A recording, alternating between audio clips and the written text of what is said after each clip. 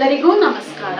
ಈಗ ನನ್ನ ವಿದ್ಯಾರ್ಥಿನಿಯಾದ ತನುಶ್ರೀರವರು ಅಸಂಯುತ ಹಸ್ತದಲ್ಲಿನ ಮೊದಲನೇ ಹಸ್ತ ಪತಾಕ ಹಸ್ತ ಅದರ ವಿನಿಯೋಗವನ್ನು ಶ್ಲೋಕದ ಮುಖಾಂತರ ಹೇಳಲಿದ್ದಾರೆ.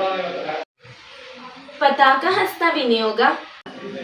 ನಾಟ್ಯಾರಂಭೆ ವಾರಿವಾಹೆ ವನೆ ವಸ್ತು ನಿಷೇಧನೆ ಕುಚಸ್ಥಲೆ ನಿಶಾಯಾಂಚ ನದ್ಯಾ ಅಮರಮಂಡಲೆ ತುರಂಗೆ ಖಂಡನೆ ವಾಯೋ ಶಯನೆ ಗಮನೋದ್ಯತೆ ಪ್ರತಾಪೇ ಚ ಪ್ರಸಾದೇ ಚ ಚಂದ್ರಿಕಾಯಾಂ ಧನಾತಪೆ ಕವಾಟಪಾಡನೆ ಸಪ್ತ ವಿಭಕ್ತ್ಯರ್थे ತರಂಗಹೆ ವಿಧಿ ಪ್ರವೇಶ ಭಾವೇಪಿ ಸಮತ್ವೈ ಚಾಂಗರಾಂಗಹೆ ಆತ್ಮಾರ್थे ಶಪಥೆ ಚಾಪಿ ತೂಷ್ಣೀ ಭಾವನಿದರ್ಶನೆ ಆತ್ಮಾರ್थे ಶಪಥೆ ಚಾಪಿ ತೂಷ್ಣೀ ಭಾವನಿದರ್ಶನೆ ತಾಳಪತ್ರೆ ಚ ಖೇಡೆ ಚ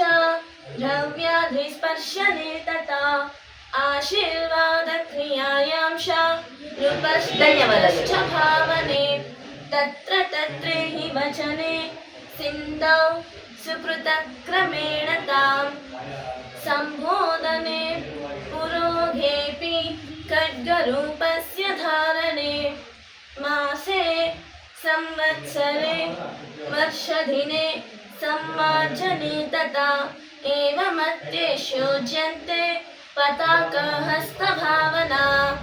ನಮಸ್ಕಾರಗಳು.